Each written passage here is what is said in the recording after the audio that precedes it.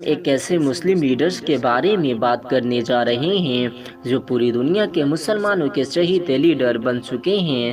آج پوری دنیا میں جب کبھی بھی مسلمانوں پر ظلم ہوتا ہے تو اس کے خلاف اٹھنے والا پہلا آواز انہی کا ہوتا ہے۔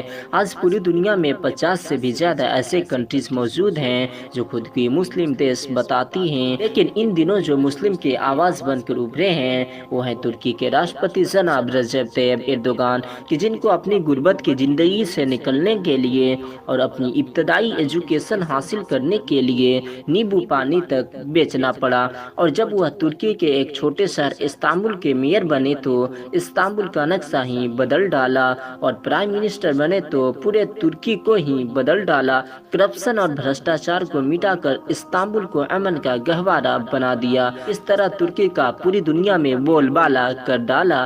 کون سوچ سکتا تھا کہ ایک نیبو پانی بیچنے والا لڑکا جب دیش کی گدی سنبھالے گا تو پوری لوگوں کا تقدیر بدل ڈالے گا۔ آپ کے نالج کے لیے بتاتا چلوں کہ آج رجب طیب ایردوغان اپنی صلاحیت اور شیریں لہجے کی وجہ سے ترکی کے عوام کے دلوں پر راج کرتے ہیں۔ تو آج کا جو ہمارا ٹاپکس ہے وہ ہے رجب طیب ایردوغان کی زندگی کے بارے میں، کہ کیسے ایک نیبو پانی بیچنے والا لڑکا دیش کا میئر، وزیر اعظم اور پھر صدر یعنی پریزیڈنٹ بنا۔ تو چلیے شروع کرتے ہیں۔ رجب طیب ایردوغان 26 فروری 1954 کو استنبول سے نزدیک ایک چھوٹی سی شہر قاسم پاشا میں پیدا ہوئے۔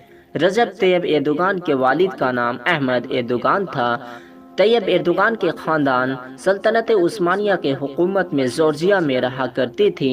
1877 میں جب عثمانیوں اور روس کے بیچ جنگ شروع ہوئی تو رجب طیب ایردوغان کے خاندان ترکی واپس لوٹ گئے۔ آپ کے نالج کے لیے بتاتا چلوں کہ طیب ایردوغان کے پریوار جارجیا میں عیسائیوں کے بیچ رہ کر بھی اسلام سے بہت زیادہ عقیدت اور محبت رکھتے تھے۔ یہی وجہ ہے کہ انہوں نے عیسائیوں کے بیچ رہ کر بھی طیب ایردوغان کی پرورش میں کوئی کمی نہیں کی، اور طیب ایردوغان کو تعلیم حاصل کرنے کے لیے مدرسوں میں داخلہ کروایا۔ طیب ایردوغان مدرسے میں چھٹی ہونے کے بعد روڈ پر ٹھیلا لگایا کرتے تھے تاکہ گھر کی ضرورت کو پورا کرنے کے لیے اپنے والد کا ہاتھ بٹا سکے۔ 1973 میں انہوں نے قرآن پاک کو حفظ کیا اور حافظ قرآن بنے، اور اس کے ساتھ ساتھ اپنے ہائی اسکول کی ایجوکیشن بھی پورا کیا۔ رجب طیب ایردوغان ایک اچھے فٹ بالر بھی تھے۔ ان کو فٹ بال کے میدان میں آگے بڑھنے کا سپنا بھی تھا، لیکن گھر کی ذمہ داری کی وجہ سے انہیں فٹ بال چھوڑنا پڑا۔ 1978 میں ایمین ایردوغان سے ان کی شادی ہو گئی، جن سے ان کے 4 بچے، 2 بیٹے اور 2 بیٹیاں ہیں۔ 1981 میں انہوں نے مروڑا یونیورسٹی سے بزنس ایڈمنسٹریشن کی ڈگری حاصل کی۔ 1991 میں ایردوغان پہلی بار عوام کے سامنے استھائی لیڈر بن کر ابھرے۔ پیارے ساتھیوں، یہ وہ دور تھا جب ترکی کے لوگ باہر کے دیشوں میں کام کی تلاش میں جایا کرتے تھے۔ ترکی کی حالت یہ ہو چکی تھی کہ ترکی میں اسکارف پہننے پر بھی بین لگا دی گئی تھی۔ وہاں کی عوام چاہتے تھے کہ پوری ترکی کو یورپ بنا دیا جائے۔ جب فرسٹ ورلڈ وار ختم ہوا تو ترکی پر زیادہ ٹائم تک فوجی حکومت ہی قائم رہی۔ اس طرح ترکی کے لوگ اسلام سے بہت دور جا چکے تھے۔ فرسٹ ورلڈ وار کے بعد جب ٹریٹی لوزان لایا گیا تو اس میں یہ بھی کہا گیا تھا کہ ترکی ایک سیکولر دیش بن چکا ہے۔ اس میں اسلام کی باتیں اور تقریر پر بین لگا دی گئی تھی۔ ترکی کا حالت بد سے بدتر ہو چکی تھی۔ اس کا اندازہ آپ یوں لگا سکتے ہیں کہ ترکی کا مشہور شہر استنبول کچرے کا ڈھیر بن چکا تھا۔ وہاں کے لوگوں کو صاف پانی تک میسر نہ تھا۔ گلی محلے اور ٹریفک بد سے بدتر ہو چکی تھی۔ 27 مارچ 1994 کو رجب طیب ایردوغان وہاں کے میئر بن کر ابھرے اور صرف 4 سالوں میں استنبول کا نقشہ ہی بدل ڈالا۔ یہاں تک ہی نہیں دوستو، استنبول کا نام بڑے بڑے شہروں میں شمار کیے جانے لگا۔ دسمبر 1997 کو رجب طیب ایردوغان نے ایک نظم پڑھا، کیونکہ اسلامک اسپیچ دینے پر وہاں پہلے سے ہی پابندی تھی۔ رجب طیب ایردوغان نے جو نظم پڑھا اس کا مطلب کچھ یوں تھا کہ یہ مسجدیں ہمارے قلعے ہیں، یہ گنبد ہمارے ہیلمٹ ہے، اور یہ میناریں ہمارے سپاہیوں کے ایمان کی نشانیاں ہیں۔ ان کی یہ اسپیچ کے بعد ان کو میئر کے پوسٹ سے ہٹا دیا گیا، ان کو الیکشن لڑنے پر بین لگا دیا گیا، اور ان کو 10 महीनों तक की सजा सुना दी गई और जेल भेज दिया गया। बाद में यह सजा कम करके 4 महीनों का कर दिया गया। तब तक रजब तैयब एर्दोगान वहां के लोगों को दिलों पर राज करने लगे थे। यही वजह है कि मार्च 2003 में तैयब एर्दोगान तुर्की के प्राइम मिनिस्टर बने, जिसके बाद एर्दोगान ने तुर्की को 111वें नंबर से 16वें नंबर पर लाकर खड़ा कर दिया। यानी अब तुर्की दुनिया के 20 बड़ी ताकतों के क्लब यानी G20 में शामिल हो गया। इस तरह एर्दोगान ने एजुकेशन के फील्ड में भी पूरी बदलाव किया।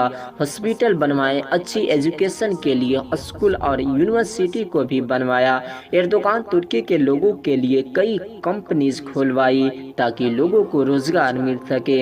इस तरह एर्दोगान एक बार फिर 2007 में तुर्की के वजीर आजम बने। 2008 में गाजा की पट्टी पर इजरायली बमबारी के बाद एर्दोगान ने इजराइल के सदर शेमोन पेरेस को वर्ल्ड इकोनॉमिक फोरम पर मासूम बच्चों का और औरतों का कातिल करार दिया और गुस्से से वॉकआउट कर गए। और जब तुर्की पहुंचे तो वहां के आवाम ने खुलकर उनका इस्तकबाल किया और इस तरह एर्दोगान पूरी दुनिया के मुसलमानों के चहेते बन गए। तुर्की के आवाम ने 2011 में एक बार फिर उनको वजीर आजम चुन लिया। आपके नॉलेज के लिए बता दूं कि एर्दोगान तुर्की के लोगों के दिलों पर राज करने लगे थे। 28 अगस्त 2014 को एर्दोगान तुर्की के 12वें सदर यानी प्रेसिडेंट बने।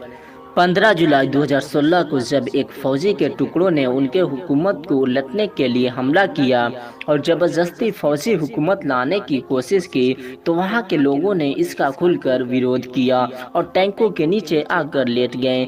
इस तरह फौजी को नाकामी का सामना करना पड़ा। इसके बाद एर्दोगान पूरी दुनिया के मुसलमानों के सच्चे लीडर माने गए। 2018 में एर्दोगान एक बार फिर तुर्की के सदर यानी राष्ट्रपति बने और अब 2023 में तुर्की में इलेक्शन होने वाली है। कई एक्सपर्ट का मानना है कि तुर्की की इकोनॉमी में बहुत ज्यादा गिरावट आई है। तुर्की में एक बार फिर बेरोजगारी सर छू रही है। रजब तैयब एर्दोगान इस बेरोजगारी से निपटने के लिए पूरी कोशिश करते हुए नजर आ रहे हैं। अब देखना यह है कि 2023 में तुर्की के अवाम रजब तैयब एर्दोगान को साथ देती है या नहीं। आपको इसके बारे में क्या कहना है, कमेंट बॉक्स में जरूर बताएं। हमारी हौसला अफजाई के लिए वीडियो को लाइक और चैनल को सब्सक्राइब जरूर करें। तब तक के लिए अल्लाह हाफिज।